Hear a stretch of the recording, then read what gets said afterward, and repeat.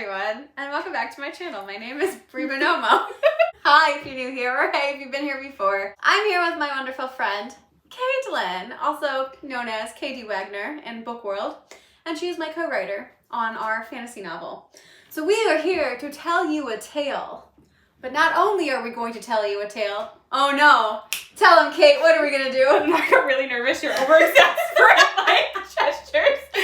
We're also gonna be cooking. We're cooking lemon blueberry bars. So gluten-free, low carb. I will leave the link down below if you guys are interested in trying this recipe, and we'll let you know if it's worth it in the end. Yeah. We figured that sometimes sit-down videos of talking get really boring very fast, so we decided to cook something at the same time and see how well our skills are at both and multitasking. Anyway, so we're gonna be making blueberry lemon cheesecake bars and talking about our project, which I have been dubbing Project Gold for the past year. So Project Gold has been in the works for over 10 years now. Go figure. So we decided that we're gonna kind of take you on our very much journey from the conception of the story to everything in the middle and tell you where we're at now, because it has been quite a journey. Literally 12 years? It started in a kitchen. It started in a kitchen. And here we are in the kitchen. Let's get our first ingredient, and we will start with the tale of how this story was conceived. So as she's mixing it, basically, our journey began with this story by both of us worked at a kitchen together, and we were snack bar cooks. So You can't tell that we're not professional cooks.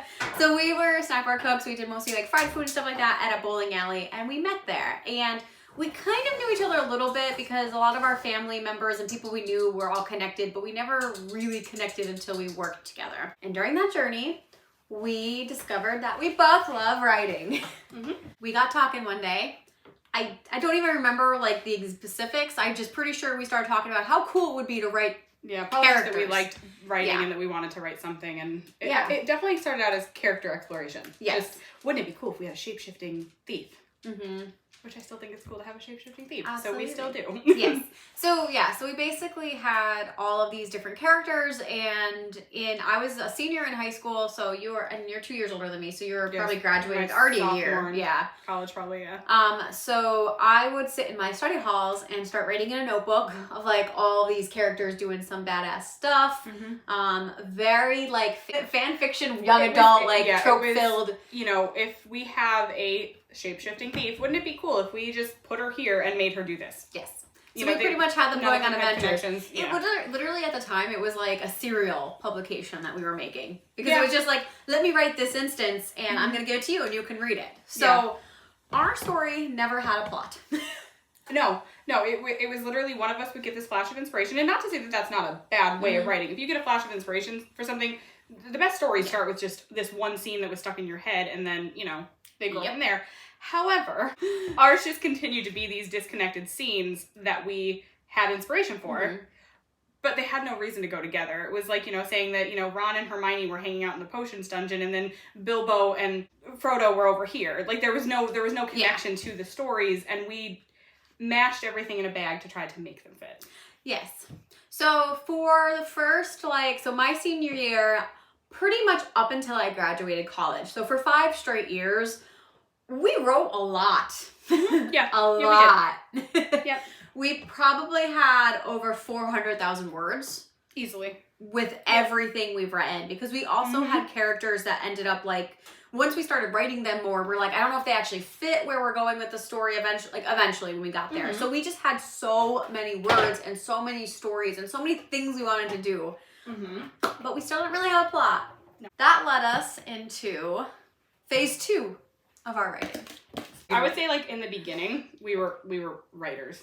We were not authors yet. Yeah. Because there was no story. We were just writing. Yeah, that's true. Yeah. We didn't really make a book. We just wrote a lot of stories in one. Yeah, exactly. Yeah. Yeah, so phase 2. Phase 2. Okay, so while we're doing this, so phase 2 basically started after I graduated college, and I graduated undergrad in 2014. Phase 2, I would definitely say, I think we both wanted to be more serious because we kind of realized that we made a lot of excuses of just life definitely happened, but we weren't really serious about writing at the time. No. It came second to a lot of our life stuff. And I think it's okay. Yeah. Like, I'm not mad at it. I grew a lot. It was fine. It was definitely, I think, a combination of life stuff happening. We both got married in that time. We both graduated school. We both started careers. We got houses. You know, we did the normal, you know, we graduated high school. We went to college. We got careers. We got married. We bought houses. We did the normal thing. We did the stuff. Yeah, we did the things. And I think also part of it was that we didn't have a plot still. Yes. We had all of these disjointed scenes. It was literally like cut scenes from a movie that really didn't go anywhere. They essentially just meandered around and didn't actually really connect to one another. Yes. So we began trying to actually, for the first time I think, plot out what we wanted to do. Yes. Which is ironic because that was like 4 years in. Yeah. We were very deep into this story, but like not realizing that it wasn't a story. And we just had so many ideas that were like, we knew it's going to be a series, but initially when we started, we were like, I mean, trilogies were really big back in like 2010. Mm-hmm. So we were like, it's going to be a trilogy. This book is totally, it was a product of its time at that point. Yes. So we were like, then eventually, the young adult genre, because at that time we were still writing a young adult book, because that's what we were reading primarily. We were young adults at the time. So we were, you know, starting to see that young adult books were starting to be longer, and that it was acceptable for it to be like 6-7 book series. Yeah. I mean, Sarah J. Maas was a big pioneer of that, but also like the likes of Rochelle Mead and PC Cast also a 14 book series, but hey. Yeah. But obviously, like, we started getting a little bit more confident that, you know, like, if we can make a really good book and sell it as like... We also had no clue that you couldn't sell a book as a series. Yes. So that's what I was getting at, is that we're like, oh yeah, we could sell this as a series and like, we can get a lot of traction. That is the issue where we didn't know we were going to run into later as well, is that we were making a book that had no way to be a standalone. Basically what happened is from 2014 until probably 2017, we meandered a lot. Yeah. Like, we definitely started trying to rewrite our books a lot of times. Like, we probably rewrote it at least twice in that time period. I think the biggest part of our problem was that we had a lot of characters, because as we said, this began with like as a character study almost, where we each had a couple characters in our head that we had built around these really interesting qualities, and they were very diverse, very different kinds of characters. From all different backgrounds. And all different cultures, abilities, all different cultures, everything. Like everything. But none of them went together, so we were trying to very much mash them all together. It was basically like, let's take all these characters and be like, get in that one hole! Yeah. Get in there! Yeah. And so, it was like, no, I'm an oval, not a circle. Yeah. So I would say by the first time that we actually finished a manuscript, it was this meandering... It 200,000 that way, and in some parts I think it meandered, in other parts it leapt, and then it just and I'm really proud of that first manuscript. Yeah. I'm not gonna say I'm not gonna lie. I mean, we did get beta readers, and we did get some people that like we kind of knew, and then also random people from the internet, and we got a lot of good feedback on that manuscript, which is surprising now looking back at it. I will say that like one of the beta readers we had, I didn't know her, I worked with her, but she's very harsh when she criticizes. So, and she still says how she's kind of sad that we changed that original manuscript. However, we both knew at the time that it was not the book that it could be. Yeah. And that it should be. Yeah. And at that time too, I started researching more about we were going to sell that. Books. Yeah. And that at that point, like, I was doing a lot of research on everything, and we kind of realized based on that, it was just probably not going to work. No, if we wanted to go traditional publishing. Yeah. And even self-publishing, it's really hard to sell a book that's probably going to be about 500 pages at that point. You know, even self-publishing. You know, people, especially on Amazon and stuff like that, they're clicking through, and if they see like a behemoth like that, it's probably not what they're looking for at that point. Yeah. That brought us to like 2018. So phase 3, 2018 to 2019. So by this point, we really were like, we've been doing this book for almost 10 years. Yep. Yeah, in the beginning, I would say it was more fun. At the very, very beginning, it was like, wouldn't it be fun to publish a book? And then I think we kind of not got lost serious interest, but then, you know, we lulled, and then it, like I said, we got serious about it again. Yeah. And like our definition of serious was like, we wanted to seriously publish, not that like, because I feel like you can say, like, I think everyone seriously writes. So not to say definitely. that, just a little tab there. Exactly. But seriously looking into publishing started in 2018. Yes. And that's when I did a lot more research. Like we were like writing like fiends on the weekends, like anytime we possibly could. Yeah. And during this time, I mean, for a long time, while I was especially at college, like we started discovering Google Docs. And Google Docs became a really good way for us to write when we weren't together because we can edit the same document. We could write together. I would definitely recommend Google Docs to anyone who is co-writing just because you can literally be in the document and see them editing at the same time. And we would just be on the phone and just kind of, you know, doing that at the same time, especially when 2020 hit and the quarantine happened and we weren't hanging out together. It still worked really well. It still worked really well because we were quarantining. We weren't, you know. And it was a system we already had in place. It was already a system we had in place, so we didn't really lose any ability to. It sucks because, like, not being in person didn't see each other, but, you know. Yeah. So basically, where was I last when I left off? We were in 2018. We kind of got serious. We really were starting to edit at that point. We also started doing days where we would just sit and not necessarily outline, but almost like talk and plot aloud. Where, you know, okay, so this is a lot of days we weren't writing. It was more of just plotting. It was plotting, and it was making notes. And I would say neither one of us are strict, like, structured outliners. No. But, you know. But talking out loud was, like, a good way to remember it. Because it's like, it happened. And now both of us know it, so we can remember it. And we would literally just plot out loud and say, okay, well, if this happens, how would that character respond to it? And how did that come back? And sometimes we would get to the end of, like, a plot and be like, oh, you know, we did that this far back. That makes sense now. We'll wrap all that together. And sometimes we were more brilliant than we gave ourselves credit for. Yes. And sometimes it was accident, but it worked really well. None of it was an accident. We're geniuses. We are Tolkien. Yes. For 2018, our goal was to query in 2019. Like, we thought that we could do it. And, spoiler alert, we did. We did. So in 2018, here's our little warning here. We were still plotting and editing the book. Yes. And we entered PitMad for the first time. Key note, we were still plotting and editing the book. Do not do that, guys. Do not enter Twitter contests or any contest when you're not ready. Because stab him open. The one and only time we got a like on a Twitter contest was that 2018 mess. So in 2018, we were still trying to edit. We got a like on the Twitter tweet, and we got a like. So now we went, we have to have a query letter. So the query letter was the worst query letter I think I've ever read in my life, and I made it. But basically, we just didn't know what we did. We didn't know how to write a query letter. Like, I read a couple of things and threw one together, and it wasn't good. It was not a good experience. I should not have done it. But we tried, and we got a solid pass, a form rejection after they liked our tweet. And that was pretty devastating. We were happy that we got enough, like, interest, though. That we pitched it well enough that people were kind of like, oh, okay, that could be interesting. Yeah, but then 2019 came around, and we were actually ready to query. We made the query letter so much stronger in our thoughts, and maybe it was kind of stronger, but we did it. We made the query letter. We did not do a synopsis, which again, you should. You should be ready. Have all your homework done before you actually do any of these things. So we were kind of sort of there, but not fully. But we did all the main steps. We had beta readers who gave us feedback on this book. We had the query letter completed. We had the book polished and edited to the best of its ability. And we were like, we love this book. So we are going to query it. And in 2019, April of 2019, we queried 14 agents. And that was it. We didn't query anymore. So whether or not that was a good move or not, I think moving forward, that wasn't very smart. We probably should have queried like 10 agents.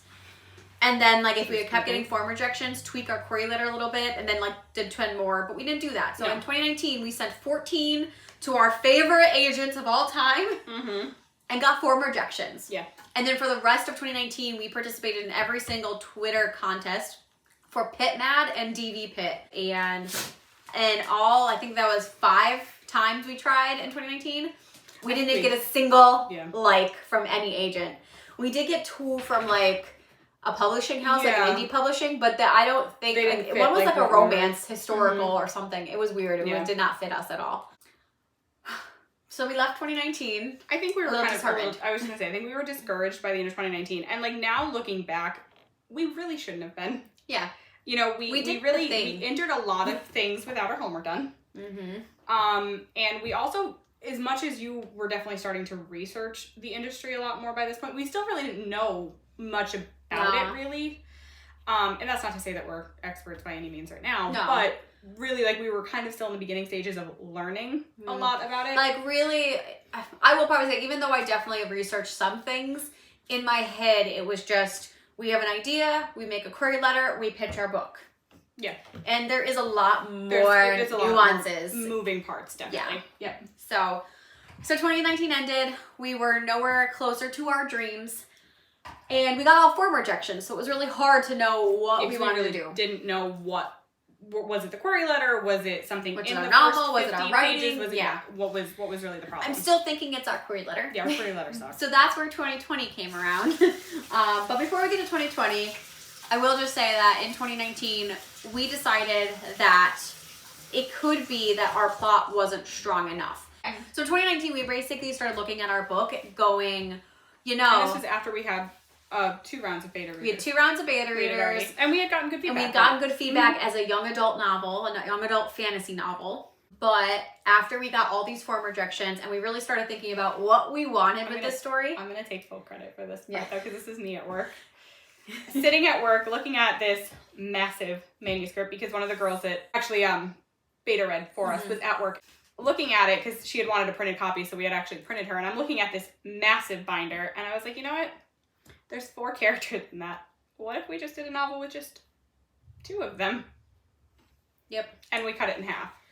Yep. And then from there, at the end of 2019, we thought even further of, we have a lot of dark shit in this book that we cut out to make it more YA. We did. We had a lot of chapters where when we were editing, we went, ooh, can we leave that? Yeah, like we were questioning a lot because the one world is very dark and we really didn't want to back down. Like, I know that's not everyone's cup of tea, but like that's what we wanted to express.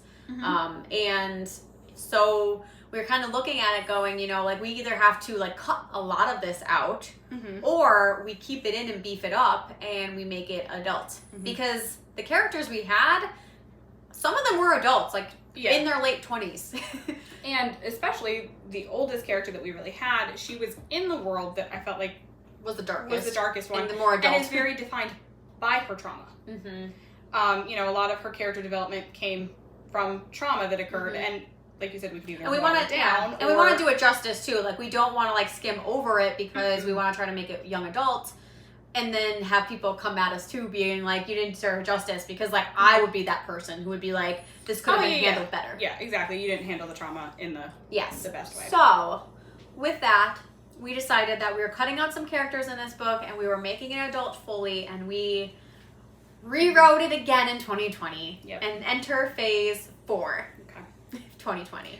Okay, so our crust is still cooking a little bit. We mashed the cream cheese, and now we're going to talk about phase 4. So basically 2020 is our phase 4, and that was just another completely trying to plot and plan and edit to the best of our ability while trying to be safe.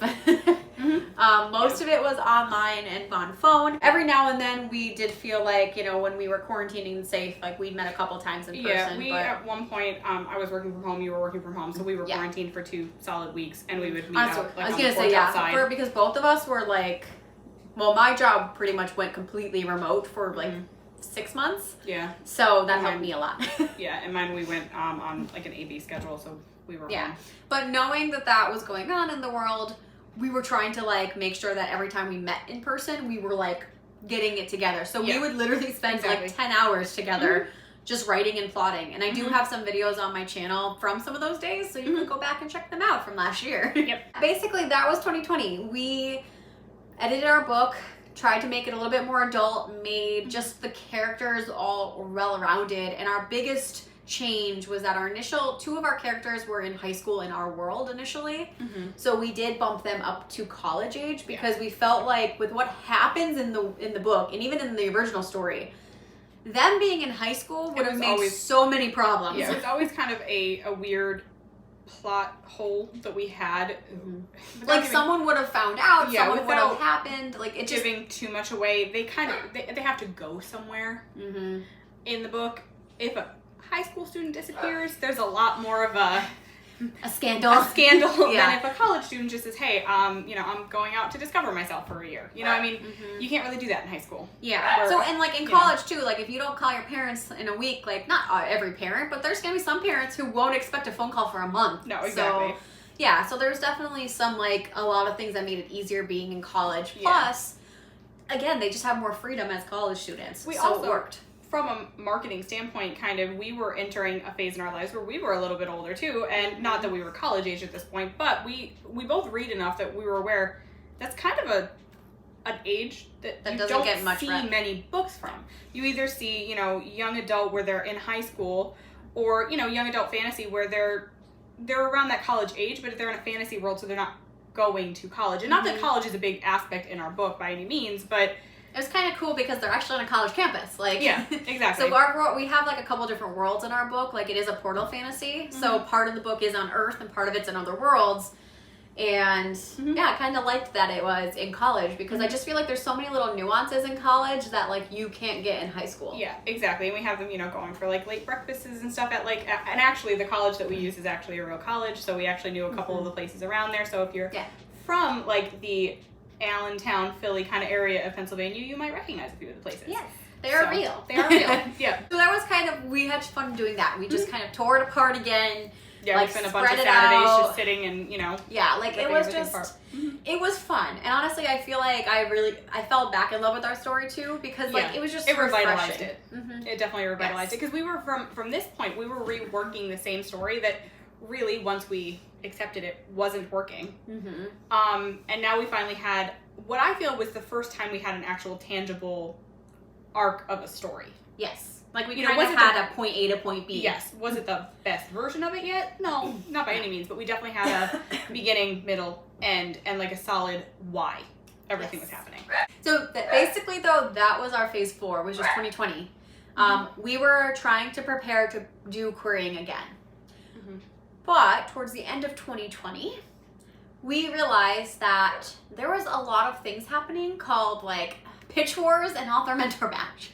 And those are specific contests that are made to find potentially good authors or potentially authors that have a idea that would make it well in the book world of the current climate anyway.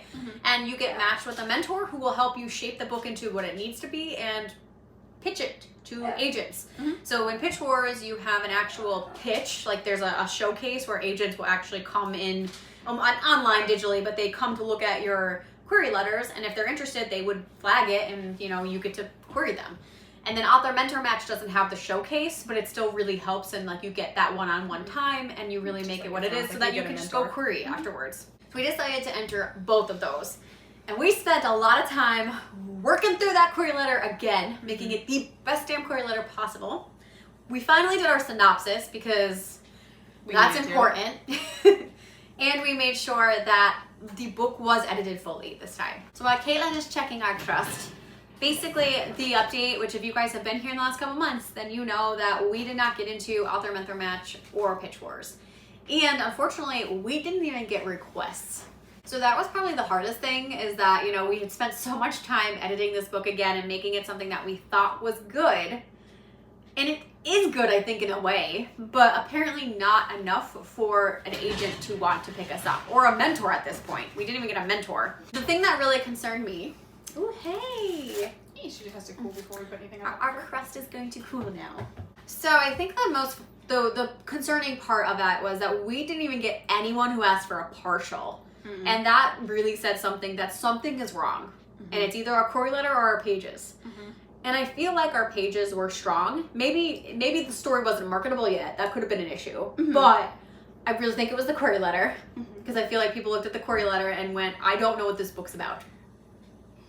Which I think all comes back to our, 2012 problem of we started out without a story. And we made a story fit the characters. And not to say that we didn't over time evolve into a good story and a good book. It wasn't really, it didn't The have... plot was still weak. Yes, it didn't have as solid of a plot as those characters deserve, because our characters, I still will maintain, are really good characters. We spent 5 years making our characters. Yes, I can tell you what any of them will do in any kind of given situation, because we've been in their heads for so long. Yes, we've had conversations like our characters before. Yes, yes. Wholly convinced that we are the characters. Yes, my husband has thought we were fighting before. Because, you know, we're fighting as the characters, and he's popped his head in like, are you guys okay? But they just really, we still weren't really telling the story that they deserved. And that's where I think it came down to the query letter was not strong, because we didn't know what the plot was. No, we were still trying we couldn't write a query letter because we didn't know what the plot was. Because really, this book was, we used this book as the platform to get on the train. Because we had this big plot in mind for this series. An arc. An arc, which that plot is fine. But this first book really didn't have any of that yet. Because we were still using that as the jumping stone to get to that other plot. And, you know, we really didn't need all of that in the grand scheme of things. We just weren't really willing to accept that yet. Yes. So, enter phase 5, baby. Yep. 2021. Really just, what, a month ago? Yeah. Yeah, about a month ago. After Out There Mentor Match in January. So pretty much, probably February 1st, honestly, is probably when we did. Because the Out There Mentor matches, I was getting nervous because we weren't getting any bites at all. And this was the second time we tried to participate in a program like this. And we changed our query a little bit, but not enough. So that was kind of my sign that I'm like, I really think it's a plot issue. So we were talking. And I don't even think we called about our story. We were just talking about something else. We were sitting here, I think, right? I think you were over here when we kind of talked. We might have. I mean, we had 3 conversations about this. One was on the phone because I was in my basement, like pacing. Yeah, I think we were talking about it. We were talking about something else, and then it just kind of came up. So in February 2021, we were like, you know who's a really good character? Okay, so to preface this, every single time we have redone our book, we have gone back to this one character being our strongest character and her pages being our strongest pages. And we literally reworked the entire book so that she could be the beginning. Yep. Originally, she was not the beginning story. She was not really even the main character. She was kind of more of like a mentor role. And we reworked it every single time to give her more of a voice and to push her more towards the front, because we're like, oh, the agents are going to like her pages. That should have told us something. Yeah, it definitely, because her story is so compelling. Yes. She's in a fantasy world. It's it's a different world from ours. It's a different society. She has that's really very cool dark. abilities. She has a really good background. Yeah, like exactly. Her backstory, like, it's probably the one we've worked so proud of it. Yes. What if it's just her story? Yeah. So, because the biggest thing we took away from all these years of working, especially in the last 2 years, was we didn't have a plot, and we didn't know what our plot was with what character to make it convincing that you should read our book. And we looked at Demetria, our character, and went, she's so cool. Yeah, she's if you pitched this to me, out of all of our characters, the character I would want to read. She's our shape-shifting thief. Yeah. Like, how cool. Yeah, exactly. She's the shape-shifting thief, and she lives in a world that's very kind of urban dystopian. Yeah, urban dystopian grimdark. Yeah.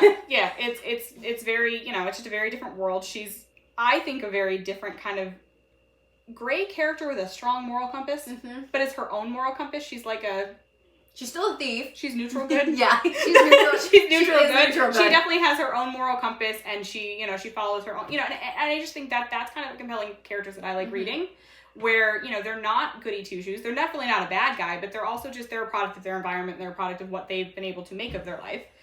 And, she, in addition to that, is just really badass. Yes. So. And when we looked into the whole grand scheme of things, she could stand on her own.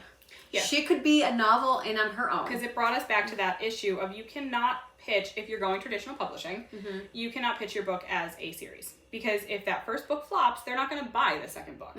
So essentially what you have to do is you have to convince them to maybe think about having a series. Sometimes you get like a book or 2 deal, or a trilogy. Occasionally. And that might get picked up for more if it does well. Sometimes they only give you 1 and say, let's see how it does, and then we give you more. Yep. So you kind of have to have something that ends. And you can, the nice trick is you put little plot there, like little holes that could be like, I can come back to this maybe. I would say that one of the best examples of that, whether you like the book or you don't, is Throne of Glass. You read that book and it does have a complete arc where it kind of ends, but yet you're like, but it's not over, because you didn't take care of A, B, and C. You only took care of E.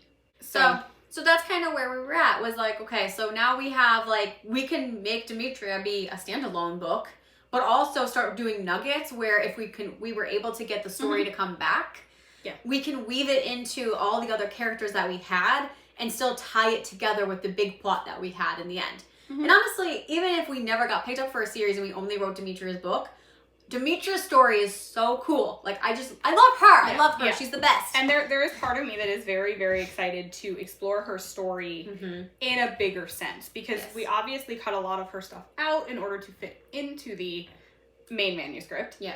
And a lot of that stuff is probably not going to really come back. It was a lot of backstory and just like, you know, things like that. I would never say not to write that. Even if you're writing something and you're really inspired in that moment and you're like, I'm not really going to be able to use this in the book, write it. Because it's world building. And I think that there's a lot of that stuff that, like I said, it's never going to come back into our book because it's just really not necessary. But we have such a bigger understanding of her world than we would have if we had just been like, oh, you know, we don't really need that. Exactly. So I'm really, really excited to explore what she can do in her own novel. Yeah.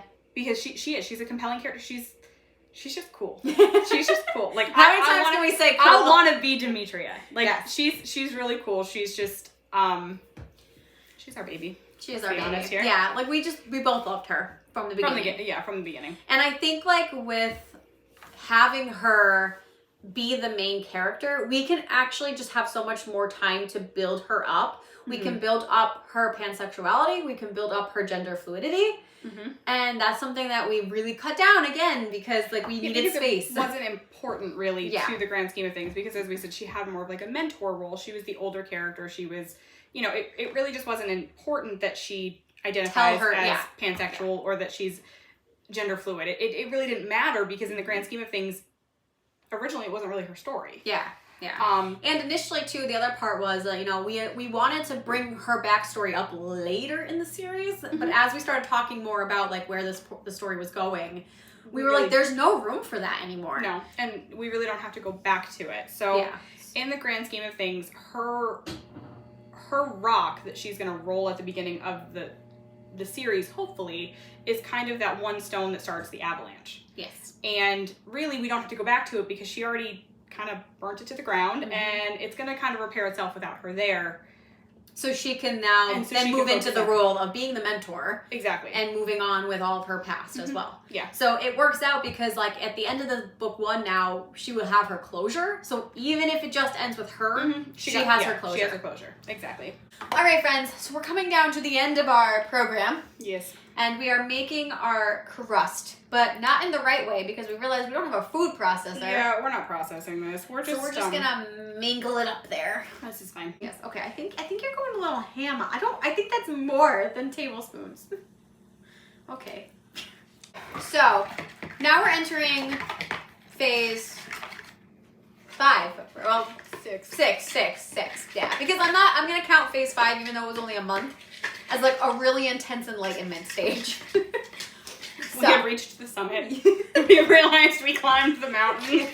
So phase 6 has started already. So basically, last time I saw Caitlin was on a week ago, right? A week ago? Yeah.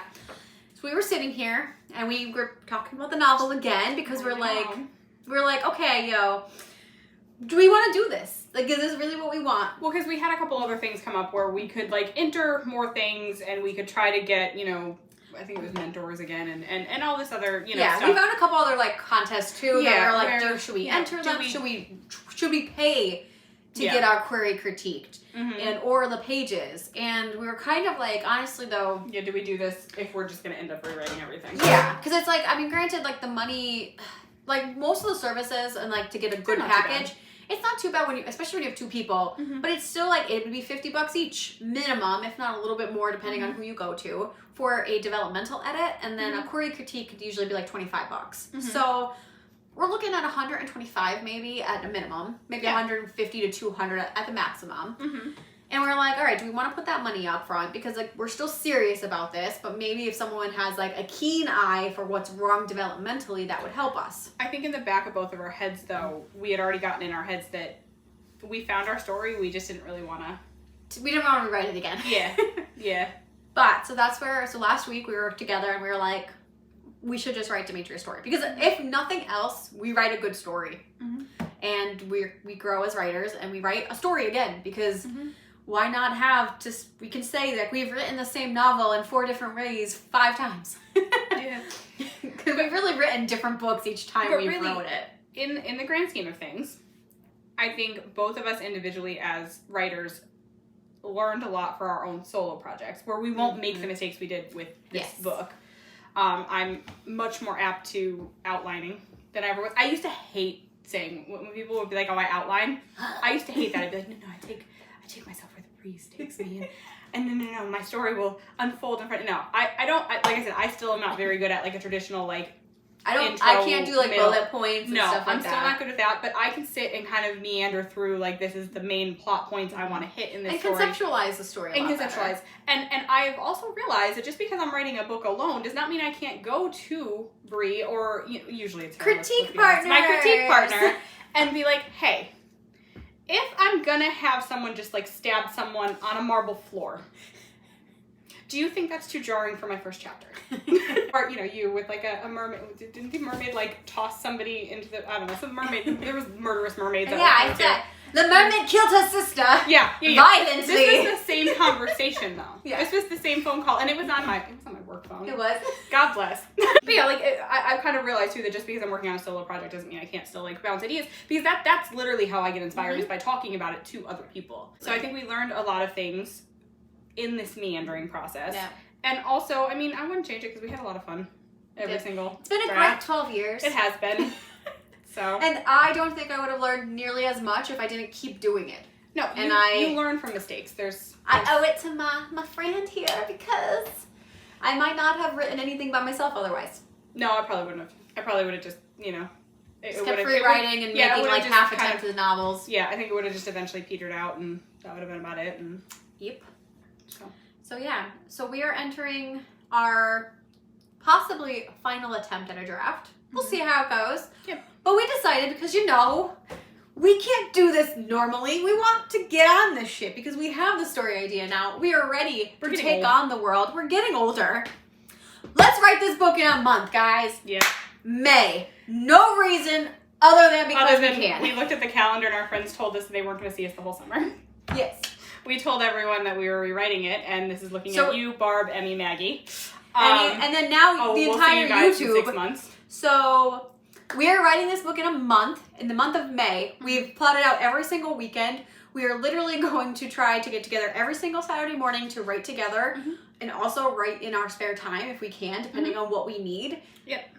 And the last weekend in April is our plotting weekend, because we already have a huge part of the book written. We do. And we have a lot of her backstory that we didn't use before that we can now. We have the character already. Really, we're jump starting kind of on that, So we are actually plotting a little bit this time, and just kind of figuring out what we have and where we can use it. Yep. So that's where we're at. Yeah. This long-winded journey has come to another full rewrite of the series / book. Yep. And I'm okay with it. Yeah, me too. I'm actually really excited about it. It's also not the only time this year that we're trying to write a novel in like a short span of time, but that's more to come. Yes. So I'm excited. So stay tuned for it. Yeah. That one's going to be a fun one too. That is definitely going to be a fun one. But yeah, that's essentially where we're at. We don't have anything else really. No. So we'll be back in a couple minutes with our completed product, hopefully. Yes, we will be. Okay. Well, right. Cheers. Cheers to our future. Yep. Writing a new book. Oh, but it tastes good. That's some good shit. It tastes really good. It tastes just like what it is. It's warm blueberries and sugar. It's like good comfort food. So thank you so much for sticking through this video. It's probably going to be longer than usual because that's who I am as a person. Well, I mean, you also had a friend, so we got chatting. But if you guys would like to stick around, please subscribe. Hit that like button. Follow me on social medias down below if you're interested. I will also leave KAITLYN'S social medias down below if you're interested in following her. When you remember to update them. And yeah, if you want more of this content or whatever this content is, let me know. We can bake more. We could definitely bake more. This was fun for us anyway. Yeah. So yeah, until next time, I'll see you then. Bye. That was the grand entrance, wasn't it? Yes. Welcome to our kitchen. Ours just continued to be, that is a ladybug. Ah. Oh no! This is not, I need a spoon. You good, honey? Like we're Marvel movies now. We're just getting better. I think I'm supposed to be Black Widow. We're killing everybody. Wait, am I Captain America then? Yes. Look at us. We had everything like pre-measured. Like I we're know. We're like Babish. Like we think. Oh, we are definitely Babish. I trusted you. Okay, do you give me this? Jesus. Hi, and welcome back to Jeopardy. We're thick.